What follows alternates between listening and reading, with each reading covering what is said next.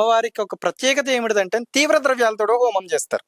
అంటే అమ్మవారి హోమంలో వాడే ద్రవ్యాలు ఎండుమిరపకాయలు, మిరియాలు, తెల్ల ఆవాలు, తోక మిరియాలు. అంటే విశేషంగా ప్రత్యంగిర హోమంలో బర్రె నెయ్యి కూడా ఉపయోగిస్తాం. అంటే కామన్ గా అంటే ఎక్కడైనా కూడా ఆవు నెయ్యిని ఉపయోగిస్తారు కదా మరి ఇక్కడ. అంటే ఇప్పుడు అంటే హోమంలో అంటే దాదాపుగా అన్ని కూడా ఘాటైనవి కాకుండా మామూలుగా వేస్తారు. అంటే ఈ అమ్మవారికి ఎందుకు మరి అట్లా మిరపకాయలు కానీ మిరియాలు కానీ ఎందుకు ఉపయోగిస్తారు? వాస్తవంగా అంటే ఈమె ప్రత్యంగిర అనే అమ్మవారికి సందర్భం వచ్చేసరికి ఒక్కొక్క దేవతా స్వరూపానికి ఒక్కొక్క ద్రవ్యాలతోటి కామ్యాన్ని బట్టి హోమ ద్రవ్యాలు మారుతున్నాయి. ఒక్కొక్క కామ్యాన్ని బట్టి హోమ ద్రవ్యాలు అనేవి మారుతూ ఉంటాయి.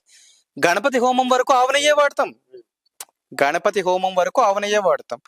ఎప్పుడైతే ప్రత్యంగిర ప్రస్తావన వచ్చిందో హోమంలో, ఆ ప్రత్యంగిర హోమం మొదలు పెడుతున్న క్షణంకెళ్ళి ఆద్య పాత్రలు మారుతాయి. అంటే మహిమాన్వితమైనటువంటి శక్తి, ఉగ్రశక్తి. ఈ శక్తికి ఎన్ని తీవ్ర ద్రవ్య అంటే అన్ని తీవ్ర ద్రవ్యాలు అంటే మరీ విశేషంగా ఉండవు.